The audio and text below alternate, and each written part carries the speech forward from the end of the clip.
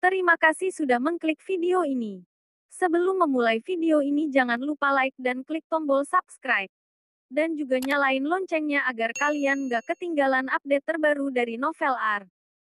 Jangan lupa juga share ke teman kalian, agar teman kalian gak bosen di saat karantina. Dan semoga wabah ini cepat berlalu. Amin. Selamat menonton.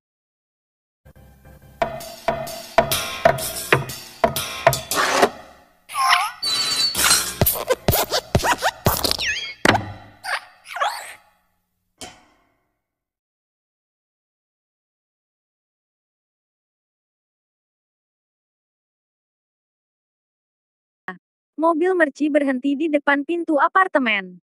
Drian dan Kayla turun dari mobil dan berjalan masuk ke apartemen.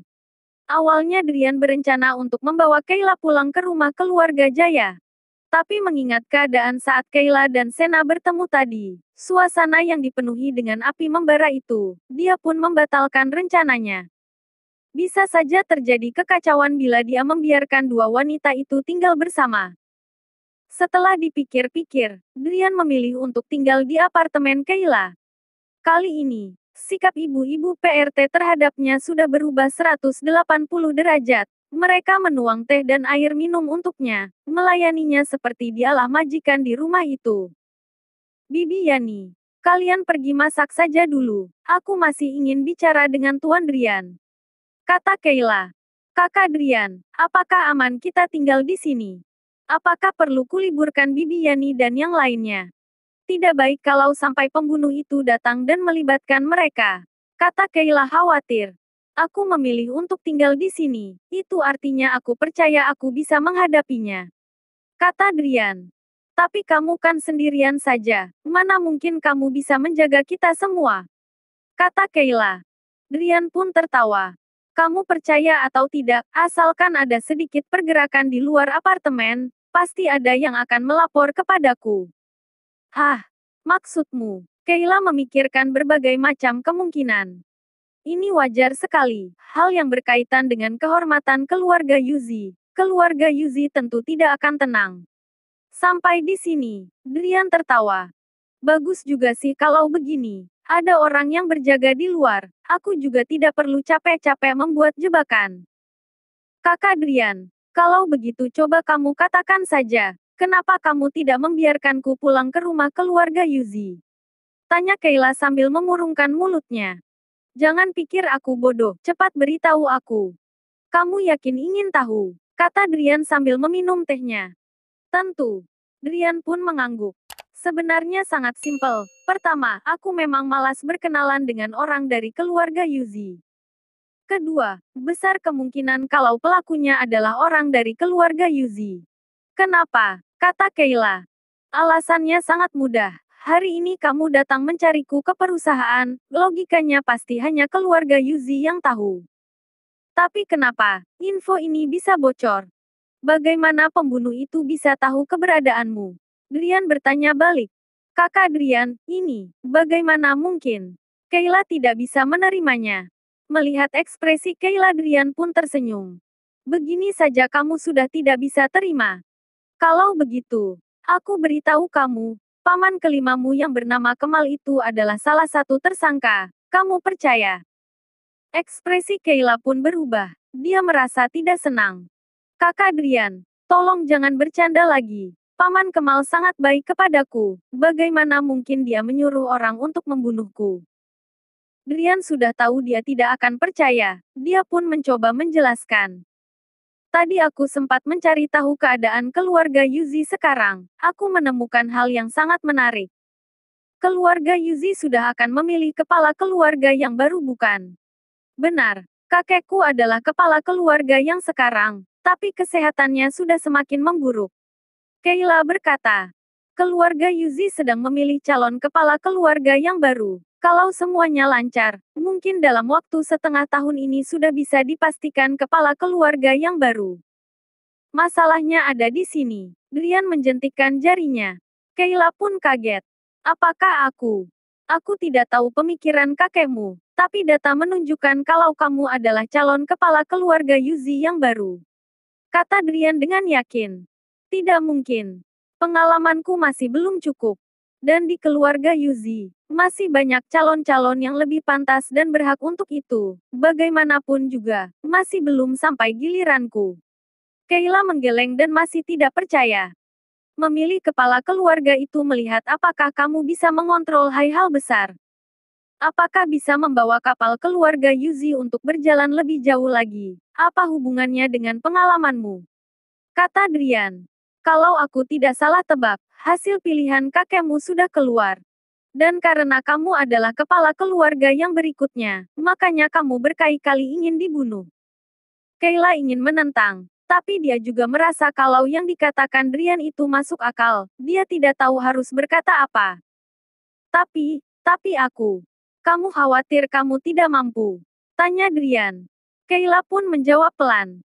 Kalau tiba-tiba begini, aku merasa tertekan. Sebenarnya kerjaan kepala keluarga masih jauh lebih sedikit jika dibandingkan dengan kalangan atas keluarga Yuzi. Setelah kamu sudah terbiasa, kamu tidak akan merasa tertekan lagi. Kata Drian. Kayla melihatnya. Sepertinya kamu tahu banyak. Drian hanya tersenyum dan tidak menjawabnya. Dia pun kembali ke topik. Kita sudah bisa memastikan kalau pelaku adalah orang dari keluarga Yuzi, dan lingkup pencarian pun sudah semakin mengecil. Kalau begitu, siapa pelaku sebenarnya? Tanya Kayla. Drian pun berkata dengan santai.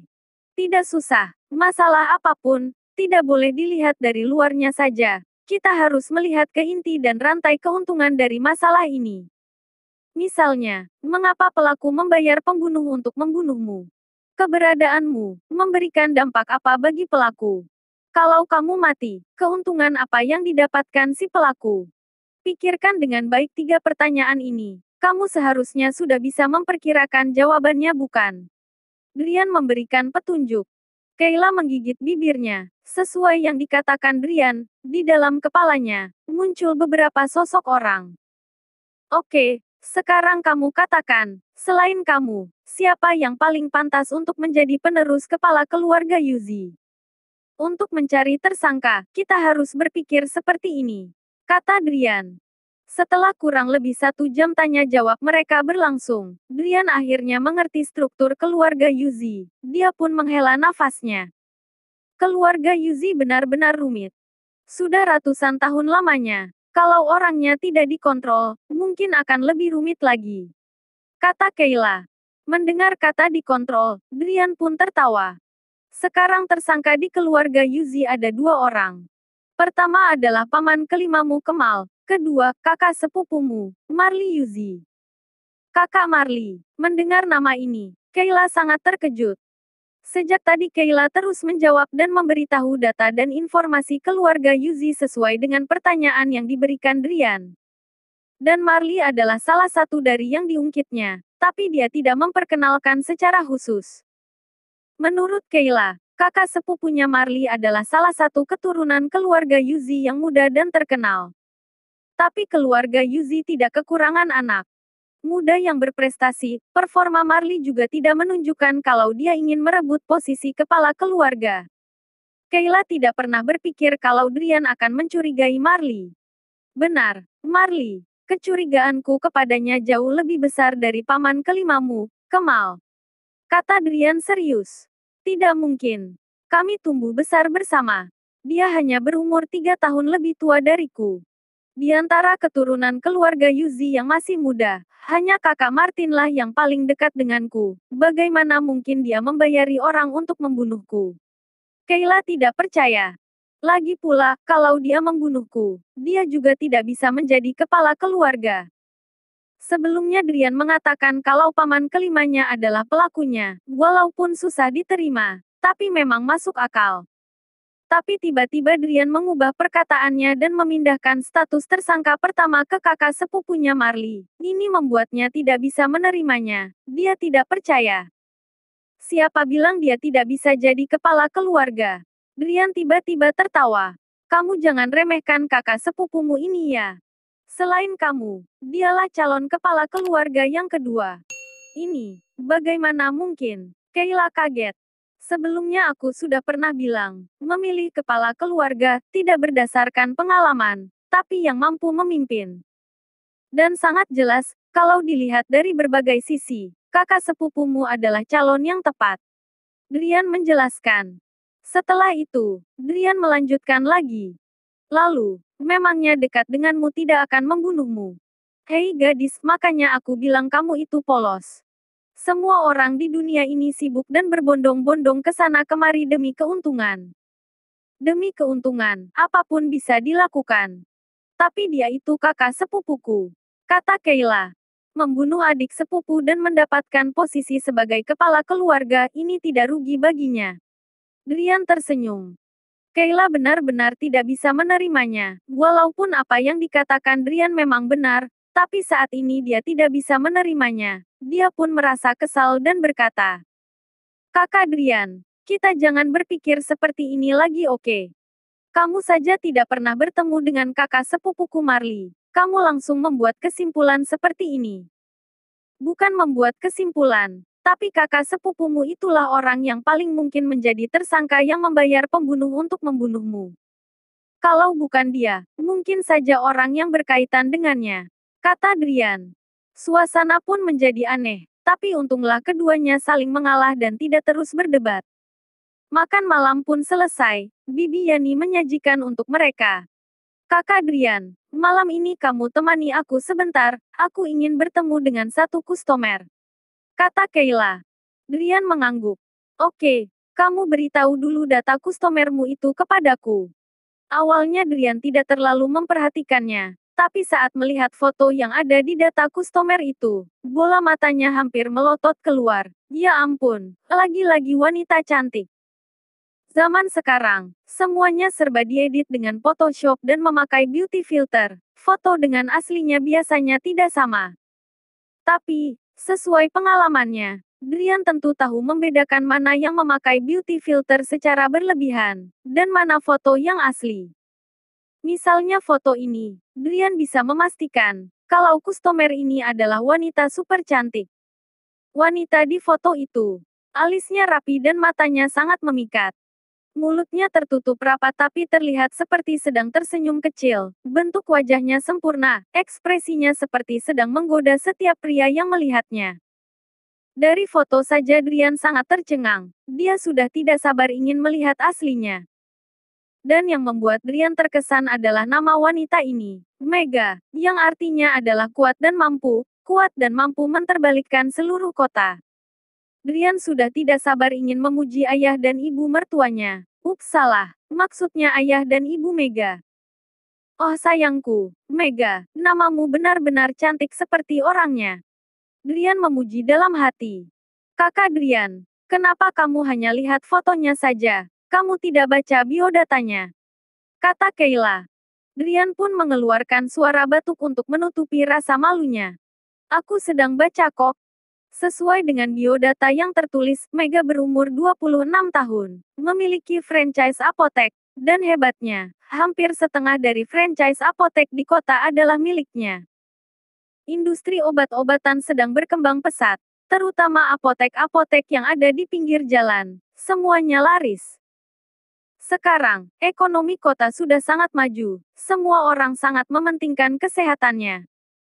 Tapi bagaimanapun juga ke rumah sakit pasti terlalu mahal, makanya kalau demam biasa dan sakit biasa lainnya, mereka akan pergi ke apotek untuk membeli obat.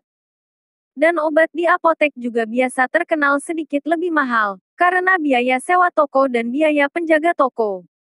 Dan hebatnya, karena para konsumen juga mengerti tentang ini membuat mereka merasa obat yang ada di apotek sedikit lebih mahal adalah hal yang wajar, mereka bisa mengerti.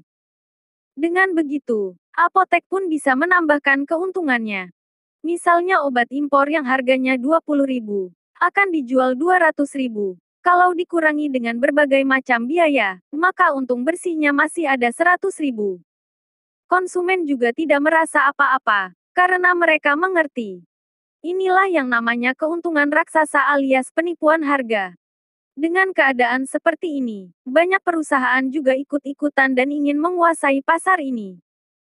Mega langsung menarik modal dari berbagai arah dan menguasai setengah dari franchise apotek di kota. Benar-benar luar biasa. Drian juga kalau tidak ada kekuatan modal yang mendukungnya, Semua dikerjakannya sendiri, dimulai dari nol. Belum sampai 8 tahun, dia bisa berkembang seperti ini. Benar-benar hebat. Oke, ayo ketemu dia. Drian memutuskan. Kayla pun kaget. Kakak Drian, bukannya kamu selalu mengingatkan untuk berhati-hati? Kenapa hanya melihat data Mega, kamu langsung membuat keputusan? Apakah tidak terlalu sembarangan? Bagaimana kalau diserang sekali lagi? Tenang saja, 100 orang yang datang pun bisa kuatasi. Kata Drian dengan pedenya. Bual saja terus. Kayla menjulingkan matanya. Yang tidak diketahui olehnya adalah Drian memang tidak sedang berbual. Walaupun hanya bertemu dengan Shadow Tiger 2 kali. Tapi Drian sudah menguasai kemampuan mereka, dan posisi mereka, aliansi pembunuh dengan level seperti ini, tidak pantas walau hanya mengangkat sepatu untuk Drian. Kayla tentu tidak akan mengerti tentang hal ini, dan Drian juga malas menceritakannya lagi. Setelah selesai makan malam, Kayla dan Drian pun datang ke alamat yang dijanjikan. Tempat ini adalah bar yang mewah, suasananya hening, tidak ribut, dan cocok untuk membahas bisnis. Kali ini Nona Mega mengajak bertemu, kemungkinan besar adalah mencari modal dari keluarga Yuzi. Tapi bisnis keluarga Yuzi tidak berkaitan dengan obat-obatan, makanya maksud dari kakek adalah menolak untuk bekerja sama dengannya. Kata Kayla. Walaupun sampai sekarang Kayla masih tidak percaya. Kakak sepupunya dan paman kelimanya adalah tersangka yang membayar pembunuh untuk membunuhnya. Tapi dalam hal lain, dia masih bisa berpikir secara logika. Terutama dalam bisnis, dia bisa menjadi restoran itu. Drian pun melihat seorang wanita cantik yang duduk di atas sofa. Dia adalah Mega. Di belakangnya berdiri seorang pria parubaya yang memakai jas, ekspresinya sangat serius, sepertinya dia itu bodyguard-nya. Melihat Mega, mata Drian seketika berbinar-binar. Di foto saja sudah cukup cantik, tapi aslinya malah lebih menarik mata. Pandangan mata Drian pun tidak bisa berpindah. Rambutnya keriting berwarna coklat, wajahnya tirus sempurna, memakai gaun berwarna merah, benar-benar sangat menggoda. Dia sedang menuang wine dan mencicipinya. Setiap gerakannya sangat lemah lembut dan menarik perhatian setiap pria yang melihatnya. Kalau Sena seperti sebuah es batu, maka Mega seperti kobaran api. Sebenarnya, Drian sudah kembali ke Indonesia selama beberapa saat. Tapi wanita secantik Mega, baru pertama kali ditemuinya. Sayangnya, walaupun Drian sangat mengagumi kecantikan Mega, tapi Mega hanya melihatnya sekilas saja, lalu melihat ke arah lain. Bagi Mega, tujuannya kali ini adalah membahas kerjasama dengan keluarga Yuzi, dan menyelesaikan masalahnya. Oleh karena itu, tujuan utamanya adalah bertemu dengan Kayla. Dan tatapan Drian kepadanya, sejak Drian berjalan masuk, dia sudah bisa merasakannya. Mega sudah terbiasa dengan tatapan seperti itu. Biasanya dia memilih untuk cuek. Tapi tatapan Drian itu tidak terlihat seperti tatapan nafsu, tapi lebih ke rasa kagum. Ini membuat Mega merasa aneh dan melihat sekilas ke arah Drian. Saat melihatnya, dia merasa seperti mengenalinya. Mungkin aku sudah berpikir terlalu banyak. Mega mengangguk kecil, lalu menganggap Drian sebagai bodyguard Kayla, sama seperti Paman Lin yang ada di belakangnya. Nona Kayla, Mega berdiri dan mengulurkan tangannya. Nona Mega, maaf sudah menunggu lama. Kata Kayla sungkan. Mega pun menggeleng dan tersenyum. Aku juga baru sampai, ayo kita duduk. Setelah berbasa-basi, Mega pun langsung masuk ke inti pembicaraan. Nona Kayla, aku percaya kamu pasti sudah bisa menebak maksud kedatanganku. Sekarang, aku ingin tahu sikap dari keluarga Yuzi. Kayla pun mengangguk. Kalau memang Nona Mega orangnya lugas, aku juga tidak akan berbelit-belit lagi. Bisnis utama keluarga Yuzi, bahkan bisnis sampingan, tidak ada yang berkaitan dengan obat-obatan. Bahkan di masa depan pun kami tidak berencana untuk memasuki industri ini. Nona Mega ingin bekerja sama dengan keluarga Yuzi. Kalau pada saat-saat biasa, mungkin kami akan mencobanya. Tapi sekarang sepertinya bukan waktu yang tepat. Walaupun sudah mempersiapkan diri akan ditolak keluarga Yuzi, tapi setelah mendengar perkataan ini, Mega merasa sedikit tidak senang. Keluarga Yuzi, Keluarga yang sudah ratusan tahun usianya, masa tidak berani melawan kekuatan modal lainnya. Keluarga Yuzi bisa bertahan di Jakarta selama ratusan tahun. Tentu ada strateginya sendiri. Kalau tidak menghindari resiko, mana mungkin keluarga Yuzi bisa bertahan selama ratusan tahun. Keluarga Yuzi tidak ingin bertentangan dengan kekuatan modal lainnya. Dalam hal ini, aku berharap Nona Mega bisa mengerti, kata Kayla. Mendengar penjelasan Kayla, Mega menggigit bibirnya. Bagaimana mungkin dia tidak mengerti? Dia hanya merasa tidak rela. Beberapa bulan yang lalu, beberapa perwakilan kekuatan modal datang mencarinya dan ingin membeli perusahaan obat City Farmasi yang didirikannya.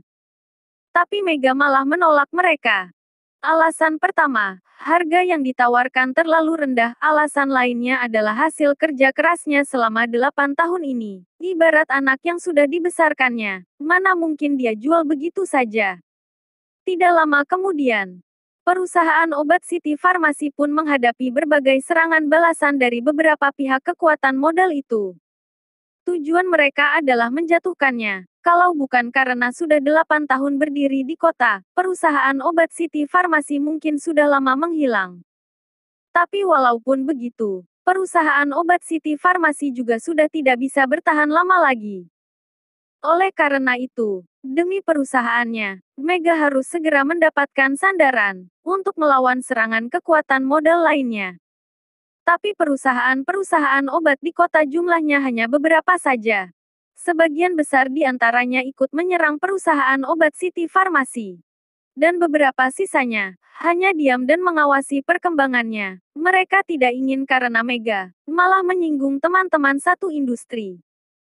Setelah mencari ke sana dan kemari, Mega pun memutuskan untuk mencoba mencari keluarga Yuzi. Lagi pula keluarga Yuzi adalah keluarga terlama dan terhebat di kota. Dengan bantuan keluarga Yuzi, Mega yakin pasti akan bisa mengalahkan mereka. Tapi sikap keluarga Yuzi malah membuat Mega merasa kecewa sekali lagi. Dengan begitu, di seluruh kota hanya tersisa keluarga Jaya sebagai pilihan terakhirnya. Kalau di saat-saat biasa, keluarga Jaya pasti akan menjadi pilihan pertama Mega.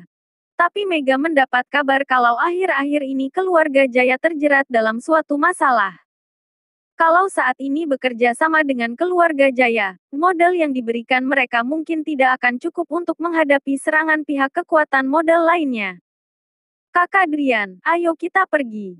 Melihat Mega yang masih berpikir, Kayla pun akhirnya menghela nafas. Tapi masalah keluarga ya begitu, semuanya harus mengutamakan keuntungan keluarga. Drian menguap, memutar badannya dan berjalan ke arah pintu. Tunggu. Tuan ini, apakah kamu Drian? Tiba-tiba saat ini, Mega menatap punggung Drian, dan memanggil mereka berdua yang sedang bersiap-siap untuk pergi. Tadi dia sempat memikirkan keluarga Jaya, dan mendengar Kayla memanggilnya kakak Drian, dia pun merasa sepertinya ada yang aneh. Marga ini sebenarnya sangat sedikit jumlahnya, tidak banyak seperti Jaya, Wijaya dan Le. Oleh karena itu, mendengar sekali saja, dia pasti bisa mengingatnya lama. Karena alasan ini jugalah, Mega akhirnya tahu, mengapa dia merasa seperti mengenali Drian. Ternyata dia. Akhir-akhir ini keadaan keluarga Jaya sangat tidak stabil. Andre memakai bodyguard handal untuk melindungi keluarga Jaya. Walaupun kabar ini masih belum menyebar, tapi ada beberapa orang yang sudah tahu.